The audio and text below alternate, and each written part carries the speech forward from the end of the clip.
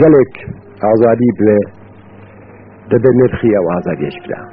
هیچ میلەتێک بەبێ زەحمەت و تێکۆشان، بەبێ فیداکاری، بەبێ بەختکردنی ڕۆڵە بە نرخەکانی خۆی بە ئازادی نەگەیشتووە. گەلی کوردیش و حیزبی ئێمەش کە پێشڕەوی خەباتی گەلی کوردە لەمێژە ئەوەی دەزانن کە ئازادی فیداکاری دەوێ، خۆبەختکردنی دەوێ. کاروانی شەهیدانمان درێژە، بەڵام ڕەنگە لەوەش درێژتر بێ.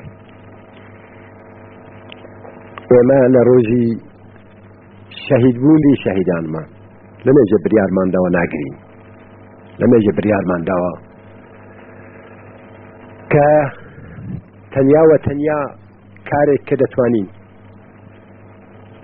بکەین و لە بەرچاو و لە بەر بیری شەهیدانمان شەرمەزار نەبین ئەوەیە کە ڕێگای ئەوان بەرنەدەین، وەک ئەوان تاقسەر ئەو ڕێگایە بڕۆین، لە هیچ تەنگ و چەلەمەیەک نەترسێن، لە هیچ سەختیەک نەکشینەوە.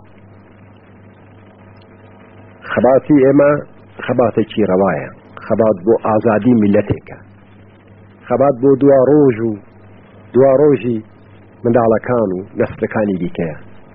ئەگەر ئێمە وەک ئەو نەسلە ئەرکی خۆمان بە چاچی بەجێ بگەێنین، دەتوانین هیوادار بین کە نەسلی داهاتوومان شەهیدی نەبێ. هەروەها کە ئەگەر نەسلی ڕابردوو یا نەسلەکانی ڕابردوو بە چاچی ئەرکی خۆیان بەجێ هێنابە، ڕەنگ بێ ئەو نەسلی ئێمە شەهیدی نەدەبوو.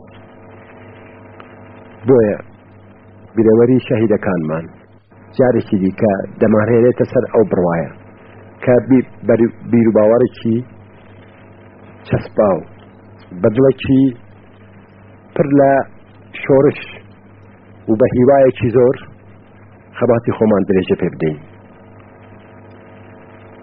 ئەو خەباتە ئاکامی دەبێتە دووشت، هەم گیانی شەهیدەکانمان شاد دەکا و هەم میلەتەکەمان ڕزگار دەکا بۆ ئەوە ئیدی لە دوا ڕۆژدە شەهیدمان نەبێت.